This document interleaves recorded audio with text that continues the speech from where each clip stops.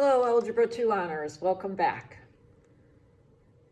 This week we're focusing on the chapter on statistics. There's a lot of words in here. We're going to go over the essential parts.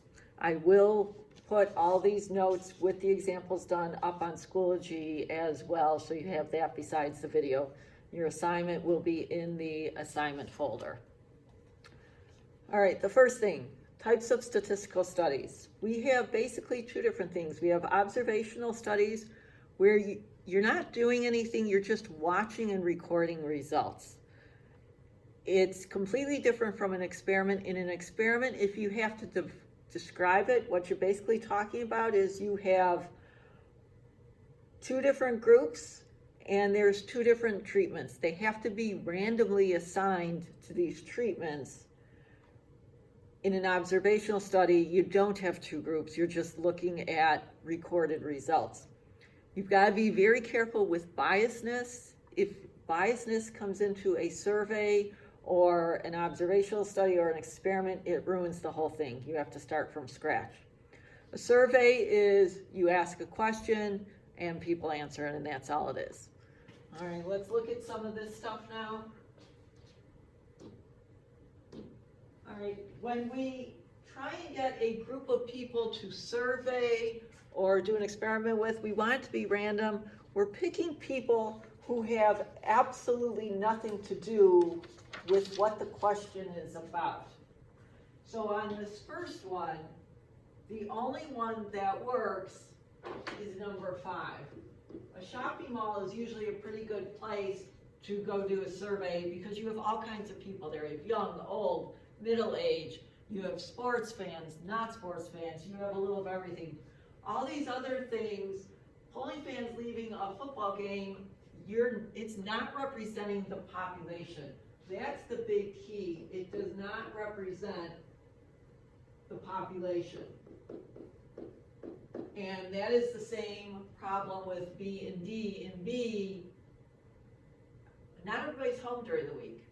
In D, people usually throw stuff like that out. All right, in the next question, my answer is C. That's where you're going to have the most unbiased opinion. All right, survey questions. What's the problem with the first one? There might be other options. There might be a different brand of computer, or maybe people don't even have a computer. In the second one, the problem with this question is they use words with a certain connotation. Innocent people. That's going to sway people to vote a certain way. Much better question would simply be, are you in favor of the death penalty? And just knock that all out. Okay. As for experiments, all right, this is an experiment because you have two people or two groups that are getting two different treatments. The subjects are the people getting the treatments. The treatments are the pre-run and post-run stretches, and then the pre-run and no post-run stretch. The response variable is whether or not the person still has shin splints. Why are they randomly assigned? So that we can avoid biasness. All right, in the second one, an observational study can never show a cause and effect relationship. All right, in this last one, rather than go through all these, I'm going to just put this on the board because this is not a huge part of the chapter, so I'm going to actually just scan that. You can look at it then. All right, for the next part. All right, what this is called the normal bell curve. Now relax, you do not have to memorize this, you do not have to study this, you do not have to know these percentages. I just want you to see this is what it looks like. And what we're going to be looking at is this shaped curve, and we're not worried about the halves, we're worried about falling 1, 2, or 3 standard deviations within the mean. We're going to use something called z-scores, but this is the basic bell shape. X bar stands for the mean. this, the little circle with the hat is called theta. That stands for standard deviation. Now, what are we going to do with this? Let's go to our z-scores. Okay, we have something called z-scores. And what these are, a z-score simply measures how far away a certain thing or a certain number is away from the mean. If it's negative, it's how far below the mean the score is. If it's positive, it's how far above the mean. We have a formula for the z-score. You might want to put this on the back of your notebook. You do have to have this memorized. It's the value minus the mean over the standard deviation. Then you're going to use a button on your calculator called normal CDF. Let's go to some examples to show you how this is done. Okay, we're going to draw, that's the bell curve, or the normal curve. We're going to find the z-score. These are the steps to use this. You may have two z-scores, or you may have one z-score, and I'll go through the different examples with that. All right, keywords I'll show you in the next slide. All right, the first one, using a z-score. We have the 50-meter backstroke. That number is not relevant. Her mean time, so the first key thing here is her mean time is 39.7. That goes right in the middle of the bell curve. Standard deviation is 2.3. Now, using z-scores, find the probability that it's between 37. Well, 37 is less than the mean. 44 is more than the mean. So that's how we label, and we're going to shade in between there. Now, we have to find two z-scores. According to our formula, it's the value, which is 37. These are my values. Minus 39.7 over 2.3, which gives me a z-score of negative 1.1739. And then I'm going to do a second z-score using the other value, 44. The mean does not change, and the standard deviation does not change. So I have another z-score of 1.8696. Now, I have to do normal CDF. Where is that on my calculator?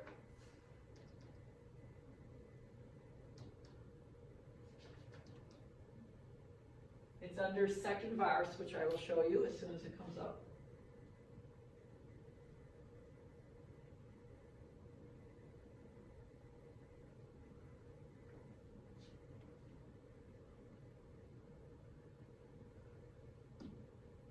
We're going to go to second vars. It is number 2, normal CDF.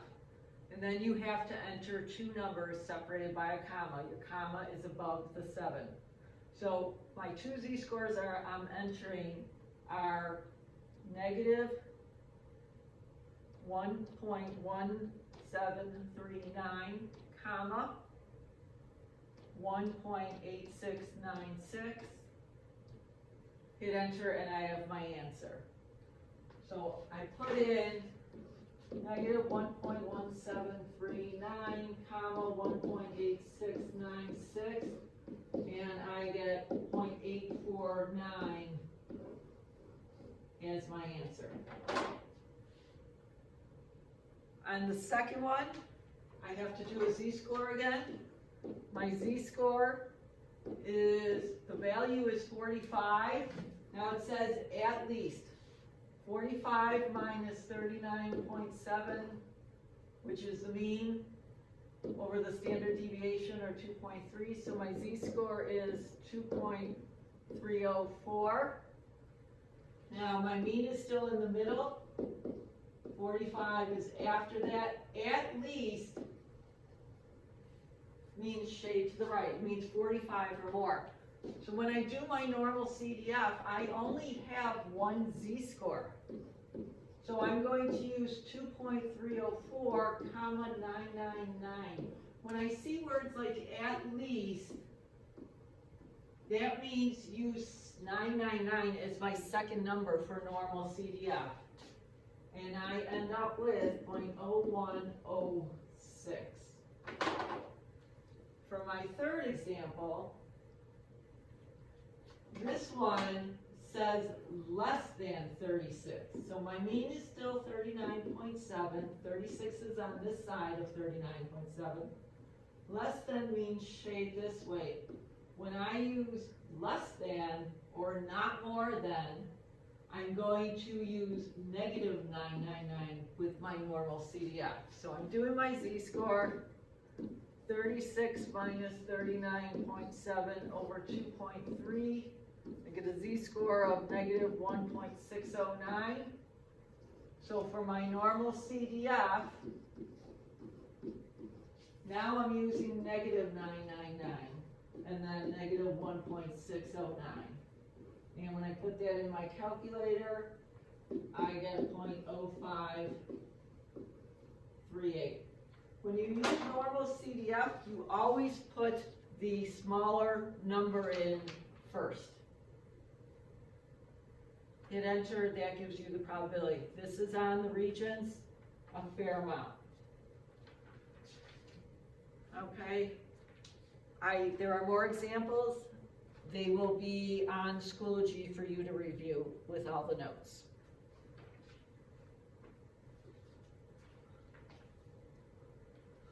The next thing we're looking at is something called the margin of error. This explains what margin of error is. You can read up on that. What I'm interested in right now is these two formulas. Margin of error is 2 times the standard deviation, and something called a 95% confidence interval. These are 2 formulas you have to know. You have to memorize these. All right, so I have a sample size of 18. Sample has a mean of 162 and a standard deviation of 6.7. Find the following. My margin of error is 2 times the standard deviation. So it is 2 times 6.7, which is 13.4. My confidence interval is the mean plus or minus 2 times the standard deviation. So my mean is 162 plus or minus 2 times 6.7, which is 162 plus or minus 13.4. Now, separate that. Do 162 minus 13.4 and 162 plus 13.4. So that gives me an interval of 148.6 to 175.4. What that interval means is I am 95% sure that 95% of the data is going to fall between those 2 numbers. You need to be able to calculate this interval. Okay. If I go on to this, now, if I'm going to, I can put that in my lists on my calculator. And then I can go into stat, over to calc, one variable stats, tell it to use list 1. Now I don't have those numbers in here. The x bar is my mean. The S sub x is my standard deviation. So if I did that, my mean is 20.6. My standard deviation from the calculator is 3.7.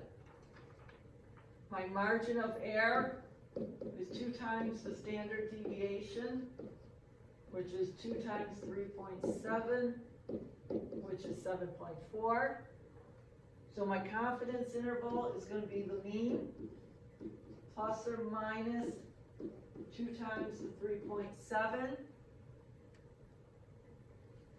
which is the mean, plus or minus 7.4, separated, 20.6 minus 7.4, 20.6 plus 7.4, which gives me an interval of 13.4 to 28.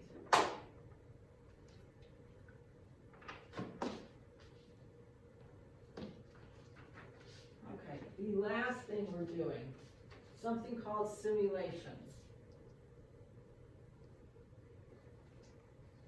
All right, basically what we're doing is we're kind of conducting an experiment, and it's going to relate to the confidence interval we just talked about.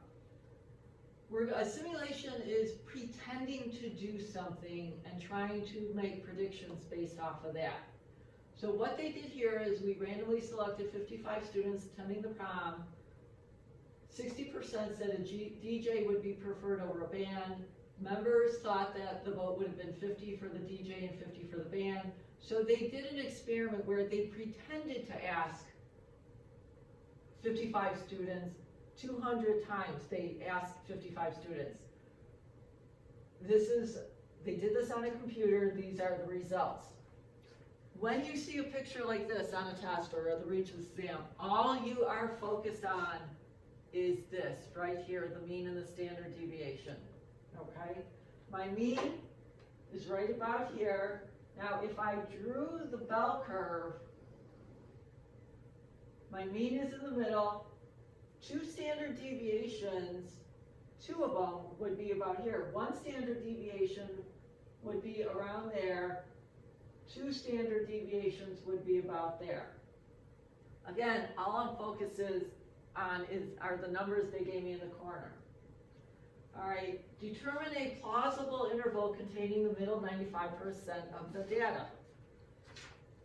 That is the mean plus or minus 2 times the standard deviations. So I'm going to have 0.602 plus or minus 2 times 0.066. These 2 numbers came from this corner. Those numbers are all I care about in this diagram. So I'm going to have 0.602 plus or minus 0.132. That gives me 0.602 minus 0.132 and 0.602 plus 0.132, which gives me an interval of 0.47 to 0.734. Now what that means is I'm 95% sure that if I asked a random sample of 55 students, the results are going to be somewhere between 0.47 and 0.734. So my answer to B is, the evidence I'm providing is 50% or 0.5 is within my 95% confidence interval, which means it is very possible for this to happen. What you are looking at on a Part B type question with this is, does that number fall within the interval? If the number falls in the interval, it's plausible, it's possible. If the number does not fall in the interval, then it's not likely to occur. You have worksheets that are still under your worksheet section, which you can try.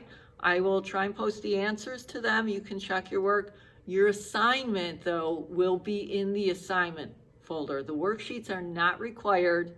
Just the assignment is due to be turned in to me through Schoology. I will have the assignment under the assignment folder. I have office hours on Thursday. You can call me, text me, email me, and I'm here for you guys. Have a great week.